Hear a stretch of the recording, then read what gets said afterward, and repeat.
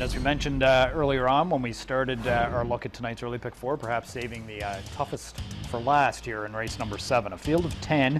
It is a claiming handicap for Pacers, $20,000 to $25,000.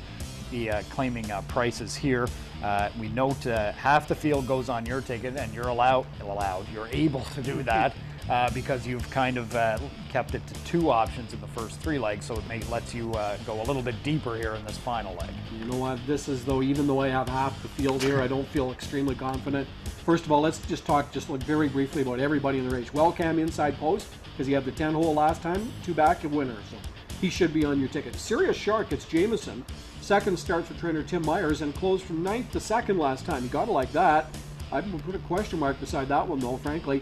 Omega Bioma on a 2-race win streak, so include that one. Born with Class, a little bit of a stretch to see this one win, just 1 for 11 this year. Hasn't had that killer instinct, so I did leave that one off. Timel Cameron goes on for the Rob Fellows barn, a 7-time winner, shows a win 3 back. Cass Hall is a long shot. We'll talk more about this one in a moment.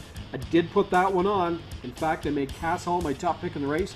My fella from Carmasiello's barn, not a high win percentage, 1 for 24 for the 10-year-old veteran. He's got some class, but again, he's close enough, but I don't see him winning it. Stonebridge Cowboy, on the other hand, from the Montini barn, has been racing in condition races, gets into a claimer here. Put a factor, big factor into that one. The 9 horse in the race, First Victor, from the Joe Pereira stables, off a win last time out against a similar bunch, so a candidate for sure. And post 10 probably does in Van Zandt. Don't like the post for this guy. He had the 9 hole last week, got away 10th in his debut for the barn, and if you get away 10th in this field, you're not winning it. I don't think you're going to circle from last against a wide open bunch, because there's likely not going to be anybody power driven.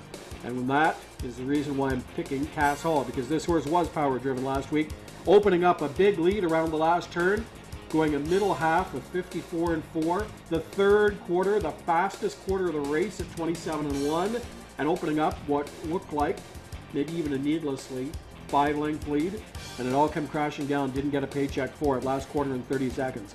I don't expect Scott Zero will drive the same strategy here tonight. Who knows? Might not turn out any better either, but Zeron pretty good at rating horses. I know I've said that before. I've been saying it just about every night here, but every night it bears out. Zeron goes to the back when they go a quarter and 26 and change. He's up front when the quarter goes in 27 or 28 and change. For a guy that's just very early in his career, yep, he's really figuring out pace extremely well. And I can't give you hard, solid stats about it, but you just watch. If somebody wins a race 4 or 5 wide rallying through the lane, it's Scott Zeron. It just happens night after night. And I think Cass Hall would be a horse that's a contender if there's a little bit of speed to chase and driven conservatively early on. It's interesting, you have 5 deep on your ticket. I went 4 deep, and we only share 2 of the numbers. The 1 and the 8, the 2 that we share, Wellcam and Stonebridge Cowboy. I've added Serious Shark. You touched on that one, picking up Jameson here tonight. And Timel Cameron, who was my top selection. The 54-4 back half last time out, impressive. But when you consider had almost 13 lengths to make up at the 3/4 pole, you would expect to have some late get up and go for a 7-time winner. So I'll try Rick Zeron, the elder statesman of the Zeron family here, as the winner in there, but you're going to go to Son Scott, and obviously just in one of those races when you're 5 deep and I'm 4 deep and we only share 2 horses, it just tells you how wide open this 7th race is. Yep. One further point about my top pick, Cass Hall. We're trying to look for the hot trainer angle. I don't really see anything that jumps out as me as a hot trainer. There's some very solid trainers in the field, that's for sure.